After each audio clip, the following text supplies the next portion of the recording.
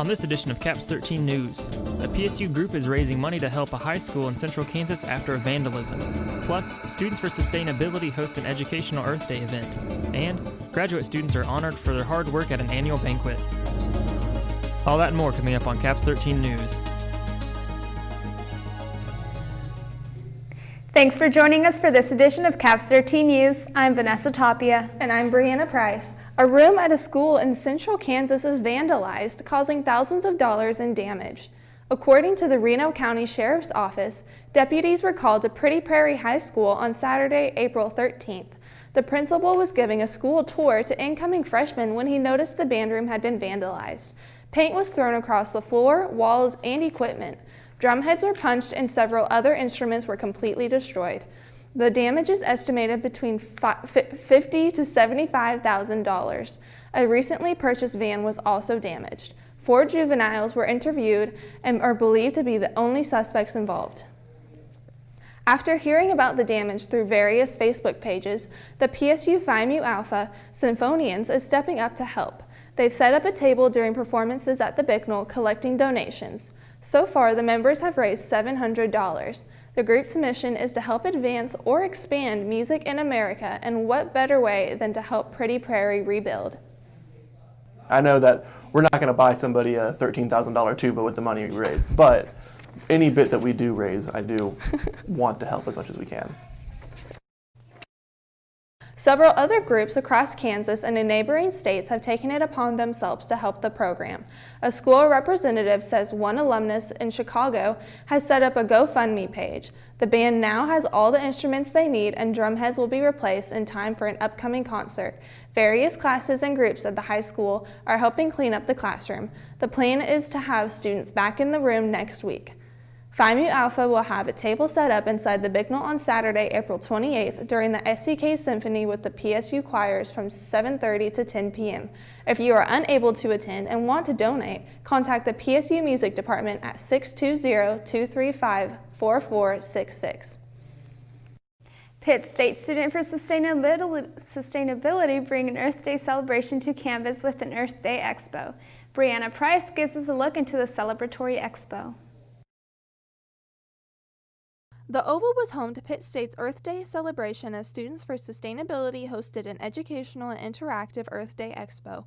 The expo featured different campus organizations as well as others from the Pittsburgh community. It's a day of giving back, obviously to our earth, but also to our community. It's definitely a day of recognition and awareness of the social and environmental impacts that we have on our planet. Organizations that participated in the expo provided various items related to Earth Day, from informational handouts to a planting station. Today I represent Pitt State Recycling, and I'm also on the University Sustainability Committee, and so I'm doing a little bit of representing for them today too. I got products here that are recycled and things that we hand out when we're doing tailgating and things like that, just to kind of bring awareness to things that are recycled and that can be recycled, and that we're here and the students are familiar with us. Cruz discussed how Earth Day is important to her and why others should care for the day as well. This is the only planet we have, so making sure that we're aware of the choices we're making and how that's impacting the environment, I think is very imperative, not only for the environment itself, but for our people, our community. They also obviously are going to be impacted by the choices that we've been making as well. So it's definitely a social issue and an environmental issue. Cruz hopes to see the expo grow in coming years. Students interested in a way to give back to both the campus and environment are encouraged to join Students for Sustainability. For CAPS 13, I'm Brianna Price. With the school year coming to an end, award ceremonies and banquets are underway. The Graduate School and Research Awards banquet was held on April 23rd at the Crimson and Gold Ballroom. Many awards were presented that evening, including faculty awards, research colloquium winners, departmental graduate student awards, and many more. Dr. Cynthia Allen tells us how she feels about being the chair of the communication department.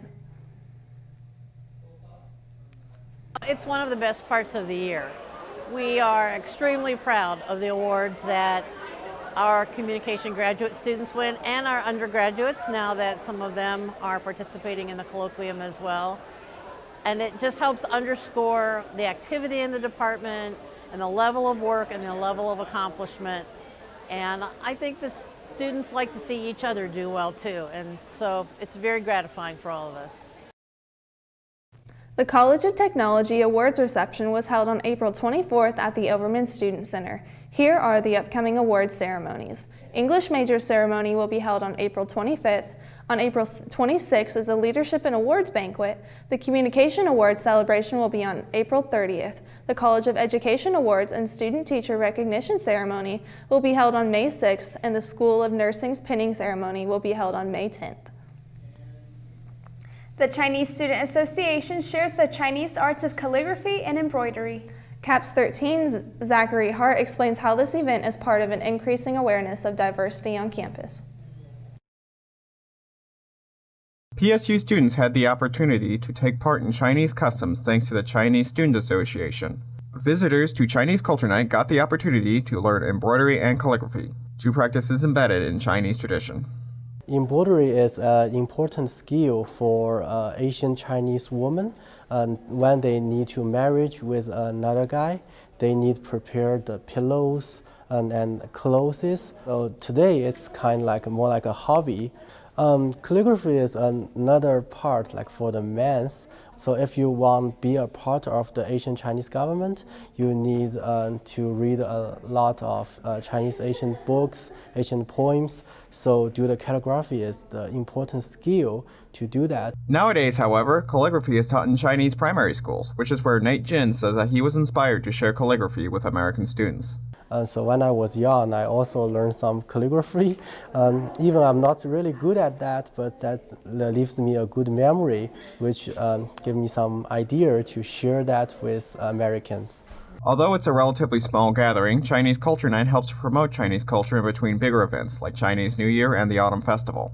So usually each year we have two big ones, then some small ones in between. So the big ones, like you have to have a lot of students preparing for foods, then performances, programs.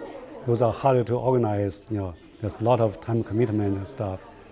So besides the big ones, the smaller ones like this one, we just, have some activities for other people to come in and appreciate the Chinese culture. For CAPS 13 News, I'm Zachary Hart. Coming up on CAPS 13, PSU faculty and students celebrate an influential poet on campus. Plus, the largest collection of artifacts showing Southeast Kansas history is a short drive away. We'll be right back.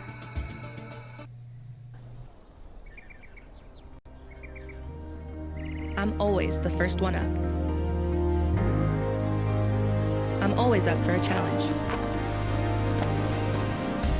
I'll overcome any obstacle. I don't believe in limits.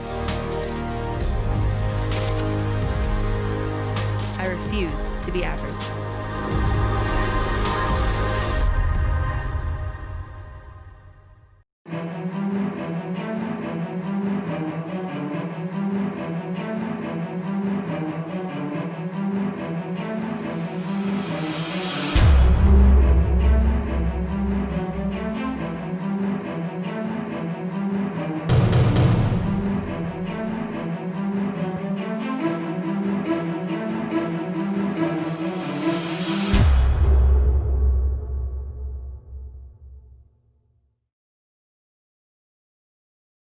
Hey Gorilla Nation, this is Stu Height, Chief of Police here at Pittsburg State. Hope you're off to a great semester, and we want to just give you a couple of reminders of how to take care of your valuables. Please don't ever leave them unattended for any length of time at all. We live on a very safe campus and a very safe community, but you can never be too safe. So if you ever need anything, if you have any questions, any concerns about anything ranging from parking or just safety and security, please feel free to call us anytime, 24 hours a day, 7 days a week. Go Gorillas! The skills you can develop in the Army National Guard can give you an edge in the high-tech job market of tomorrow. The Guard offers career training to take advantage of your interests in science, technology, engineering, and mathematics. Gain practical experience with emerging technology and equipment that you can transfer to an exciting new field. Get a head start on your career while serving part-time and earning money to pay for college. Visit NationalGuard.com to learn about all of the STEM career opportunities available to you in the Army National Guard. PSU celebrates Walt Whitman's 200th birthday in Axe Library. The Axe Library celebration of Whitman's life includes birthday cake and a reading of Song of Myself by PSU faculty, students, and Pittsburgh community members. American poet Walt Whitman is one of the most influential poets in the world. He is known for experimenting with free verse and writing about subjects taboo for the 19th century, such as overt sexuality. Some readers early in his career, when he first started publishing poetry, were quite shocked by the kinds of things he wrote about and quite shocked by the style, because this was a kind of poetry nobody had ever seen before. But in his later years and then after his death, Whitman has become one of the most well-known and influential poets in the world. Walt Whitman's actual 200th birthday is on May 31st, but the celebration is being held early in order to provide PSU students something to celebrate near the end of the semester. On the outskirts of Pittsburg, Kansas, along the 69 highway bypass, there sits the Crawford County Historical Museum that shares the history of the local area. Here with the story is Barrett Young. The Crawford County Historical Museum holds the largest collection of artifacts, historical displays, and educational material in southeast Kansas. Items include a large steam shovel, antique fire truck, equipment, and a life-saving trampoline, mining equipment used in Crawford County, vintage hats and clothing, farming artifacts and horse-drawn vehicles, and printing presses. Amanda Mitten, director of the Crawford County Historical Museum, explains about the museum and its importance. The Crawford County Historical Museum, we boast 15,000 square feet of southeast Kansas history, of Crawford County history in particular. Our exhibits range from anywhere to our war veterans to agriculture that's very rich in Kansas. We also have mining, another aspect of our culture. We have entrepreneurship, we have vehicles, just a very wide range of who we are, where we came from, and where we're going. When visitors come through here, what they point out as they're leaving that, oh my gosh, this is really interesting. So going through exhibits, it invokes a certain memory in people, and it really fills them with all different types of emotions from, oh, I remember my grandma had this, old stove, or I remember grandpa having this plow. What better way to learn about someone's culture than to visit the local museum? Not only does the Crawford County Historical Museum have 15,000 square feet of collections on our grounds, we also have an authentic one-room schoolhouse. We also have an authentic grocery store, a mom and pop grocery store. The museum is not all about artifacts and collections. The museum, it's also important to be a part of the community. For CAPS 13 News, I'm Barrett Young. Explore the colorful history of Crawford County and its residents by visiting the Crawford County Historical Museum. You can find more information on the museum's website at crawfordcountymuseum.com.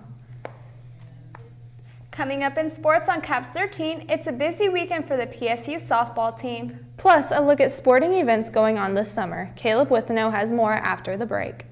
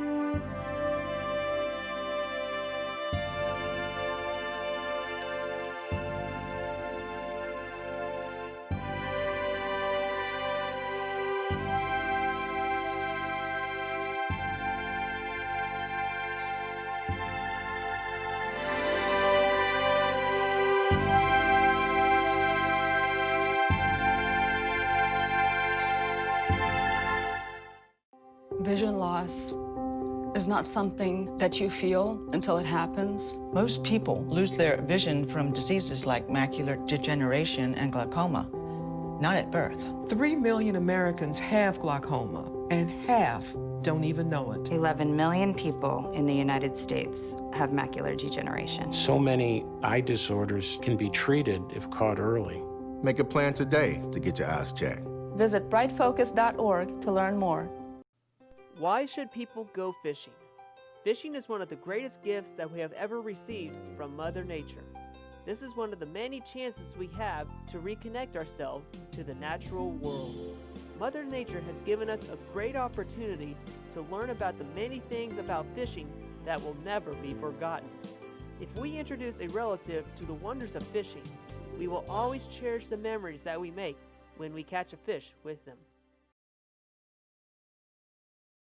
The softball team faces a crucial 4-game stretch this weekend at the Gene Bicknell PSU softball complex. These 4 games will have the Grills looking to close out the season strong while attempting to secure a shot at the postseason. The Grills will play 4 games in 2 days as they host doubleheaders on Friday and Saturday. The Grills softball team has had an even split on the year at home as they hold a 7-7 record when hosting teams at the Gene Bicknell softball complex. Currently, the team is on a 2-game winning streak as they swept a doubleheader against the Bearcats of Southwest Baptist at home a week ago. Despite a 10-day hiatus from action, the Grills will look for junior slugger Kayla Holder to continue her hot bat. In the last 2 games alone, Holder has gone 5 for 10 with 6 RBIs, 3 runs, and 2 homers. When asked about how the softball team is ready for these final 4 games, head coach Ashley Balaj replied, So far we've set ourselves up to have our fate in our hands these last 4 games, but we do got a couple tough opponents, so just looking to build off of what we've done offensively on the mound. Our pitchers have done a good job of giving us good starts, so we need to just go out and take care of business and do well the last 4 games. Whether we make the conference tournament or not, there's a big kind of bubble there right around us, a couple above us, a couple below us, and a lot can change in these next 4 games. Currently, the Grills sit tied for 8th in the conference standings with an 11-11 record. Only the top 8 teams that make it to the MIAA Conference Championships in Edmonton, Oklahoma. Lindenwood currently sits above Pittsburg State, also holding an 11-11 record. A conference tournament berth would be the first for the Grills under head coach Balaj in her tenure of being head coach of the Pittsburg State softball team.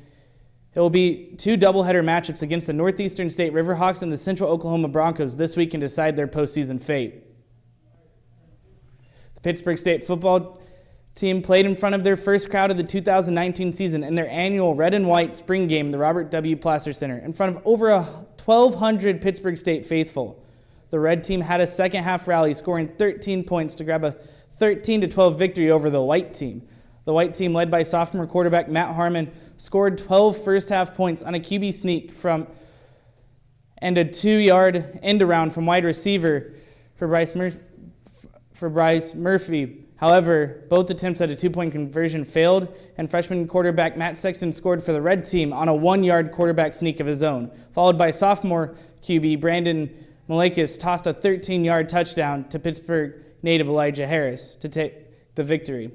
With the conclusion of the spring games, so does spring practices for the Grills, as the next football action returns at the start of the 2019 fall semester. The track team had action this weekend as they posted several notable performances at the Central Missouri Mules Relays this past Friday. Among the several notable performers, Kai Miller stands out as he broke his own men's record in outdoor pole vault with a vault at 17 feet and 16 inches. Justice Burks again for the second straight week won the 110-meter hurdles, this time with a time of 14.46 seconds. For the women, Brianna Cook set a personal best while winning the hammer throw competition with a toss of just over 186 feet. Renee Rhodes placed first in the women's pole vault with a jump just over 12 feet as well. It's not just the softball team whose season is winding down, as all spring sports are finding their seasons coming to a near close. Since this is our last show of the semester, let's take a look at all the team's remaining events and matchups. First, for the baseball team. Pittsburg State baseball finds themselves with 7 games left in the regular season, first of which is a 3-game series in Joplin versus the MIAA leading Lions of Missouri Southern. After the weekend series, the Grills will host a home matchup on Tuesday, April 30th, followed by another weekend road series against the Fort Hays State Tigers in Hays. After these 7 games are completed, Pittsburg State will look forward to hosting the 2019 MIAA Conference Tournament in the newly renovated Al Ortolani Stadium. Now let's check out what the track and field teams have in store. After this last weekend's relay at Central Missouri, the Gorilla outdoor track and field teams will face only one more regular season meet right here in Pittsburgh at the PSU's Wendy's Tune-Up and Carney Smith Stadium this Saturday, the 26th of April. After the tune-up, the Gorillas will head back to Warrensburg for the MIAA Outdoor Championships from Friday, the 3rd of May to Sunday, the 5th of May, which will all lead up to the Division II National Outdoor Championships for Pittsburg State's national qualifiers the weekend of May 24th in Kingsville, Texas. Make sure to go to www.pittstategorillas.com to check out all the schedules for Pittsburg State athletics. Now that you're caught up on the remaining spring action, make sure to tune again next semester for all the Caps 13 sports coverage of the volleyball, cross country, and football action right here at Pittsburg State. That will do it for this year in Caps 13 sports. We'll be right back.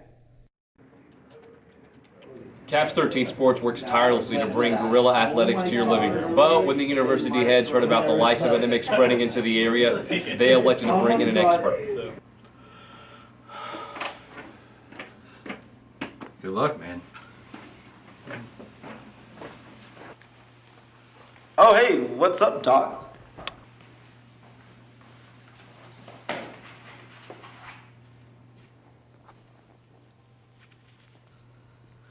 Is everything okay?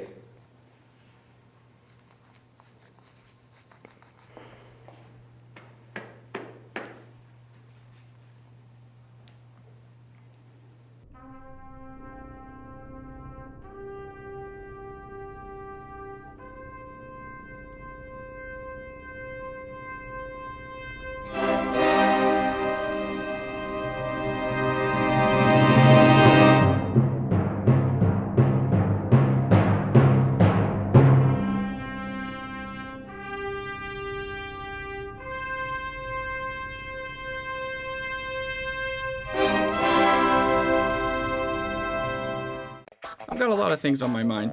Some things might make you laugh, some things might make you cry, some things might even compromise national security.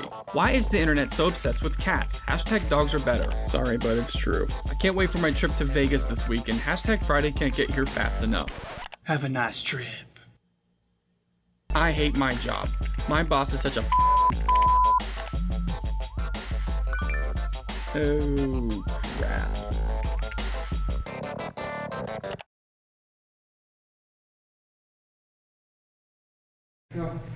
Now it's time for our cinema guru to give us the lowdown on this week's movies. So, Zane, what was on this week? Well, this week I saw Breakthrough and decided to do something a little special for this last broadcast. So, Breakthrough, directed by Roxanne Dawson with executive producer Steph Curry, was amazing. It was one of the best true story adaptations I've ever seen. The story is about a family that lives in St. Charles, Missouri, that has a tragedy strike their only son. Falling into a frozen lake, John Smith, played by Marcel Ruiz, loses consciousness and is underwater for 15 minutes before anyone finds him. After all the doctors did what they could to save him and failed, his mom, Joyce Smith, played by Christina Mez, began to pray over him, and suddenly he had a pulse. When you have a film that adapts a miracle happening, the tendency is for what's happening around the miraculous event to shape the event itself. Whereas this film stands out in the fact that it focuses on how the event shaped the world around it.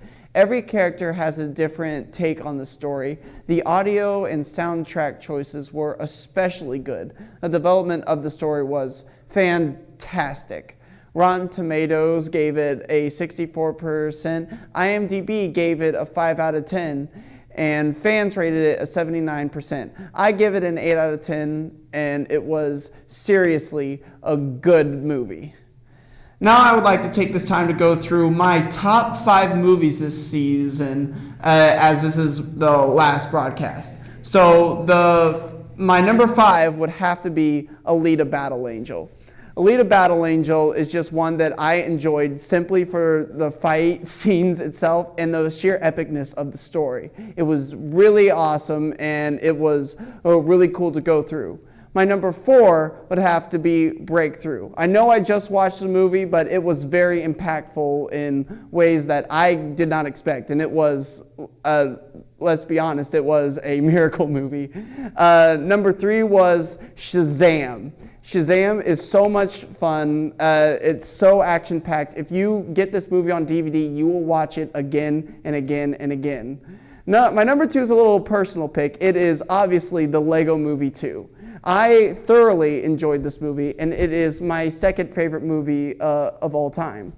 And my number 1 for this season, if you don't watch any of these movies, please watch The Best of Enemies. The Best of Enemies was really good, and it really showed how hatred can be overcome with love and acceptance of others. And this has been your movie review with your cinema guru. Thanks, Zane. That does it for this week's edition of CAPS 13 News. Also, visit us on Facebook at CAPS 13 Pittsburg State University. Stay tuned to CAPS 13 for more great programming.